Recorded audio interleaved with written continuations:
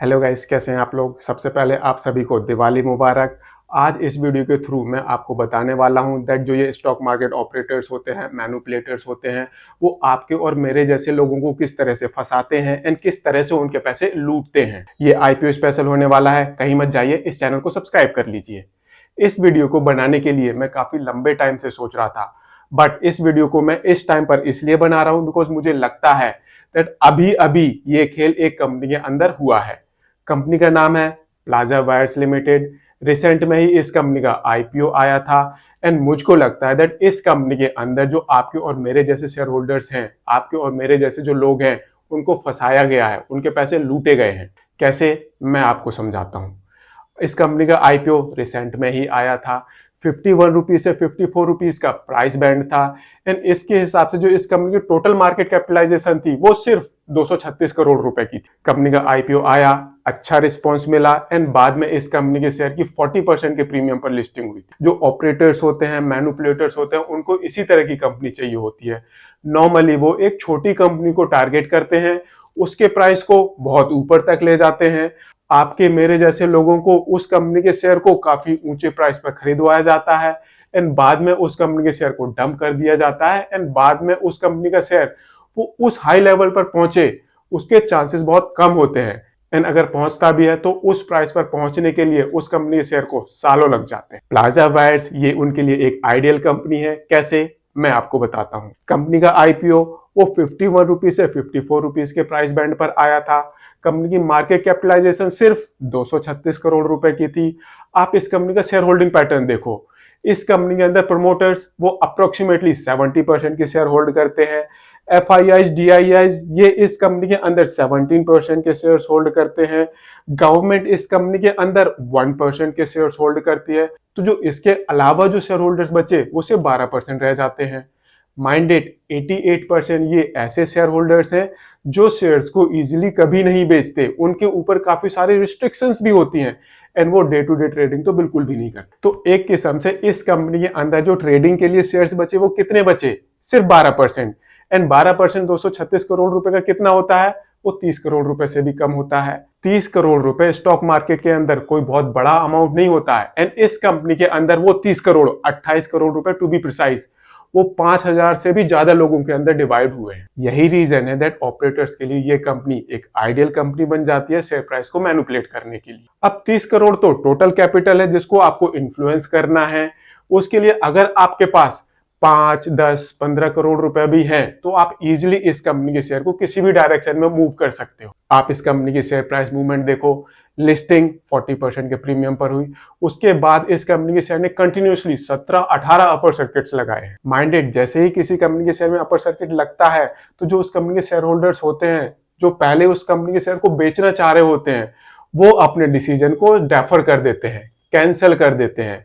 आप मान के चलो अपर सर्किट लगने से पहले अगर इस तरह की किसी कंपनी में 500 शेयर होल्डर्स हैं जो अपने शेयर्स को बेचना चाह रहे हैं, जैसे ही अपर सर्किट लगेगा तो अब जो सेलर हैं वो 5 या 6 सेलर ही बचेंगे बिकॉज सबको लगता है अपर सर्किट लग गया यार, अब ये बहुत ऊपर तक जाएगा एंड इसी बात का फायदा जो कॉमन ऑपरेटर्स होते हैं वो उठाते हैं। अगेन आप इस कंपनी की शेयर प्राइस मूवमेंट देखो, 15-16 अपर सर्किट लगे हैं इस कंपनी के शेयर्स में।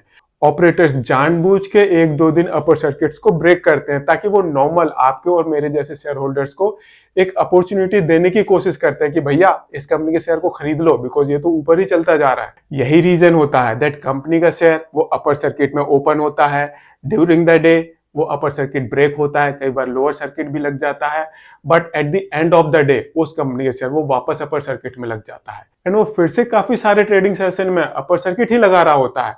बीच बीच में फिर से वो कई बार ब्रेक हो जाता है। तो इस तरह का खेल चलता रहता है। अब सी, आप किसी भी कंपनी के शेयर को अनलिमिटेड ऐसे कंटिन्यूसली बढ़ाते नहीं रह सकते बिकॉज अगर ऐसा होता है तो जो रेगुलेटर्स होते हैं उनकी उस कंपनी के ऊपर नजर पड़ती है, वो इन्वेस्टिगेट करते हैं एंड वहां पर ये लोग पकड़े जाते हैं। तो बेसिकली ये लोग अपना एक टारगेट सेट करके रखते हैं, जैसे ही वो टारगेट अचीव होता है वो उस कंपनी के शेयर्स को डंप करने लग जाते हैं एंड माइंडेड जैसे ही वो उस कंपनी के शेयर्स को डंप करते हैं कंपनी के शेयर में लोअर सर्किट लगना शुरू हो जाता है एंड वो काफी लंबे टाइम तक लोअर सर्किट ही लगता रहता है। आप अगेन इस कंपनी को देखो, पहले 15-16 अपर सर्किट लगे हैं, अब 7-8 लोअर सर्किट भी लग चुके हैं एंड ड्यूरिंग दिस पीरियड इस कंपनी के शेयर शुरू कहां से हुआ था? 54 रुपीज से।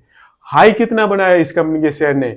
174 रुपीज के आसपास का। एक किस्म से इस कंपनी का शेयर वो 3 गुने से भी ज्यादा बढ़ गया था। एंड वही टाइम होता है जब आपके और मेरे जैसे लोग उस कंपनी के शेयर को खरीद लेते हैं एंड बाद में उस कंपनी के शेयर में लोअर सर्किट्स लगने लग जाते हैं एंड हम फिर वेट ही करते रहते हैं दैट अब इस कंपनी का शेयर वो उस प्राइस लेवल पर कब पहुंचेगा। एंड यही गेम मुझे लगता है इस कंपनी के अंदर हुआ है। अभी भी इस कंपनी का शेयर वो अपने आईपीओ प्राइस से डबल से भी ऊपर ट्रेड कर रहा है। एंड माइंडेड जो भी ये ऑपरेटर्स होते हैं, मैनिपुलेटर्स होते हैं, ये एक नहीं होते, इनका ग्रुप होता है।